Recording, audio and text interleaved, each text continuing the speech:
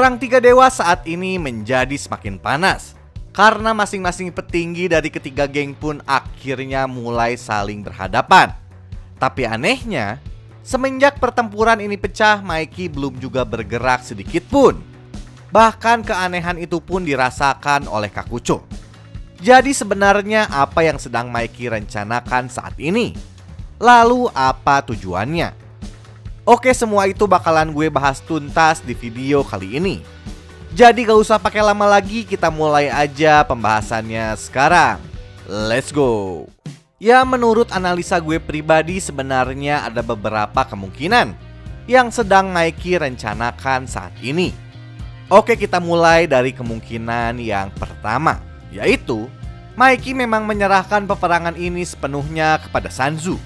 Apabila kalian masih ingat di chapter 206 lalu, ketika Mucho dan Sanzu bermain Sogi, saat itu Sanzu bermain sangat defensif. Karena permainannya itu, Mucho pun akhirnya berkomentar, "Pembukaan defensif ya," katanya.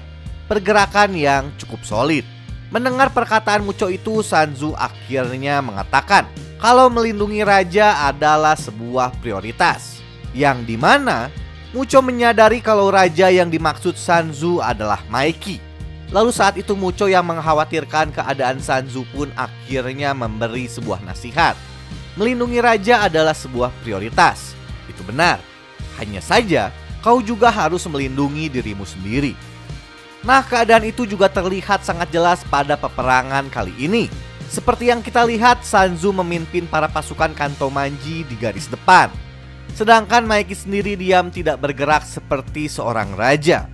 Lalu Sanzu pun tiba-tiba menghajar Kakucho yang saat itu sedang mencoba menerobos masuk untuk menargetkan Mikey.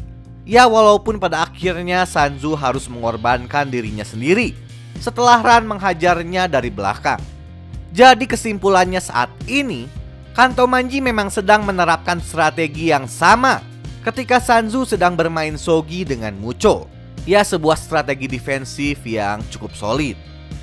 Jadi besar kemungkinan alasan Mikey tidak bergerak sampai saat ini adalah karena permintaan Sanzu. Di sisi lain, Sanzu pun nampaknya ingin membuktikan kalau dia adalah orang yang pantas untuk mendampingi Mikey. Ya, walaupun nampaknya Mikey pun mengetahui kalau Sanzu bukanlah lawan sepadan ketika harus bertempur melawan para petinggi geng besar lainnya, khususnya generasi S62 yang dimiliki Rokuhara Tandai. Tapi walau begitu, Mikey nampaknya tetap yakin kalau Sanzu memiliki kartu as yang dia akan gunakan untuk membawa kemenangan pada Kanto Manji. Jadi ya, kuncinya peperangan ini sebenarnya ada pada Sanzu. Bagaimana cara dia nanti mengatasi generasi S62 Rokuhara Tandai? Ya, prediksi gue cepat atau lambat Sanzu bakalan mengeluarkan sisi psikopatnya. Seperti apa yang Engri lakukan ketika mengalahkan hampir semua generasi S62 sebelumnya. Bedanya kalau Engri menggunakan tangan kosong, sedangkan Sanzu kemungkinan akan menggunakan senjata. Ya, kalau gak katana ya senjata api. Tapi ya besar kemungkinan akan berakhir dengan baku tembak. Ya, kejadiannya sama persis seperti Touman versus Tenjiku sebelumnya, ketika pertempuran akhirnya dikacaukan oleh Kisaki saat menembak Kakucho dan Izana. Ya, hal ini pun sangat mungkin terjadi karena seperti yang kita tahu, final arc kali ini sebagian besar ceritanya mengikuti arc sebelumnya. Oke, next, sekarang masuk kemungkinan yang kedua. Mikey menunggu semua pasukannya dikalahkan, lalu akhirnya menyelesaikan semuanya sendirian. Seperti yang kita lihat di chapter 226, pasukan Kanto Manji yang dipimpin Sanzu saat ini bisa dibilang sedang kocar-kacir. Ya, tidak bisa dipungkiri lagi. Dari ketiga pasukan yang sedang berperang saat ini, pasukan Kanto Manji lah yang memiliki kekuatan paling rendah dibandingkan kedua geng lainnya. Dengan catatan, Mikey tidak ikut campur tangan. Seperti yang kita lihat, Sanzu sendiri saat ini sudah kelabakan menghadapi Ran yang secara kekuatan pun gue kira jauh melebihi Sanzu. Belum lagi ada Rindo, Kakucho, dan Mochi yang saat ini pun sedang menghajar pasukan Kanto Manji satu persatu. Yang artinya, Kanto Manji saat ini memang tidak bisa Mikey andalkan. Ya, beda banget lah dengan Touman yang mempunyai beberapa divisi dan dipimpin oleh orang-orang sekaliber Draken, Baji, Mitsuya, Pachin, dan lain-lain. Buktinya bisa kita lihat pada perbincangan antara Koko dan Maiki pada chapter 225. Oke, biar lebih jelas gue breakdown deh maksud dari perbincangan mereka berdua ini. Saat Maiki meminta Koko untuk melihat situasi, sebenarnya secara tidak langsung Maiki ingin memperlihatkan kepada Koko kalau Kanto Manji saat ini merupakan geng paling lemah di antara kedua geng lainnya. Dan sepertinya Koko pun menyadari hal tersebut. Oke, ngerti kan? Makanya Koko nanya lagi nih ke si Maiki, apa kita tidak melakukan pergerakan? Ya, secara garis besar sebenarnya saat itu Koko sedang berusaha membujuk Maiki untuk bergerak, atau istilahnya ngebantu lah, ngebantu pasukan Kanto Manji yang sedang bertempur seperti kedua geng besar lainnya. Karena apabila Maiki tidak segera melakukan tindakan, maka cepat atau lambat Kanto Manji akan segera tergerus, atau ibaratnya rata lah. Tapi sayangnya saat itu Maiki memutuskan untuk tidak pergi membantu dan menyerahkan peperangan kepada Sanzu dan yang lainnya. Setelah mendengar keputusan Maiki itu, Koko pun cukup terkejut karena akhirnya Koko menyadari kalau sebenarnya Maiki memang tidak peduli dengan geng Kanto Manji. Oke, coba deh kalian lihat lagi ekspresi Koko di chapter 226. Ya, kelihatan bete banget kan? Sedangkan Maiki sendiri terlihat sangat angkuh. Ya, gue membuat analisa ini pun sebenarnya bukan tanpa alasan.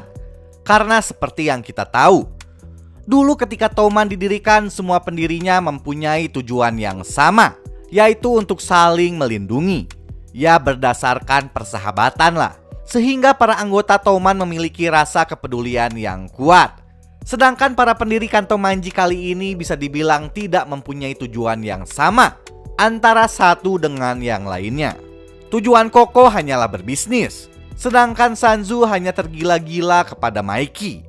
Dan Maiki sendiri saat ini memiliki tujuan untuk menjaga masa depan para mantan sahabatnya di Toman, termasuk Takemichi.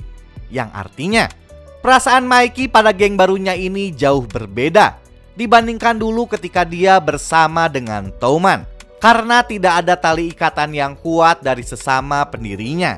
Jadi kemungkinan besar Maiki memperlakukan geng barunya ini kurang lebih seperti pion yang kapanpun bisa dia buang ketika sudah tidak dibutuhkan. Oke, kemungkinan yang ketiga, Maiki sedang menunggu pemenang antara Brahman dan Roku Haratandai. Kemungkinan yang ketiga ini pun sebenarnya sangat logik sekali, yang dimana cara ini bisa dibilang sangat efektif apabila dilihat dari situasi peperangan tiga dewa saat ini. Terlebih lagi geng Kanto Manji tidak memiliki para petinggi yang kuat seperti duo dinamik dan juga generasi S62 seperti yang dimiliki Roku Haratandai. Nah, apabila pada teori sebelumnya gue menyebutkan kalau Maiki akan bergerak setelah geng Kanto Manji diratakan, sedangkan pada teori yang ketiga ini, Maiki akan bergerak apabila hasil pertempuran antara Akashi dan Terano sudah ditentukan. Ya, sebenarnya hal ini juga sangat wajar terjadi, karena bisa dibilang saat ini Maiki adalah juara bertahannya. Jadi kandidat terkuatlah yang berhak menantang Maiki untuk memperebutkan gelar orang nomor 1 di dunia berandalan Jepang. Ya, tapi gue ingetin sekali lagi, kalau pembahasan kali ini adalah pure analisa gue pribadi yang gue ambil dari chapter-chapter sebelumnya. Jadi bisa benar dan juga bisa salah. Jadi ya gue berharap penonton channel gue bisa lebih bijak lah. Karena yang namanya konten analisa atau konten teori gak mungkin bisa 100% benar. Ya, sebenarnya masih ada beberapa kemungkinan lagi yang masih mungkin bisa terjadi. Seperti Maiki yang kemungkinan nanti akan mulai bergerak setelah mengetahui kabar tentang kematian Draken. Tapi sayangnya sampai saat ini gue pribadi juga belum tahu apakah Maiki sebenarnya sudah mengetahui kabar tersebut atau belum. Jadi gak akan gue bahas hal tersebut lebih dalam. Dan juga berbagai kemungkinan plot twist yang memang udah di luar jangkauan gue sebagai seorang penggemar untuk membahas. Ya, kalau kejadiannya seperti itu, gue sebagai penggemar hanya bisa menikmati. Oke, sekian dulu pembahasan gue kali ini. Gue ucapin terima kasih buat kalian yang udah nonton video ini dari awal sampai akhir. Dan buat kalian yang menyukai pembahasan gue kali ini, jangan lupa klik subscribe dan like-nya men. Ketemu lagi di video gue selanjutnya. Ciao.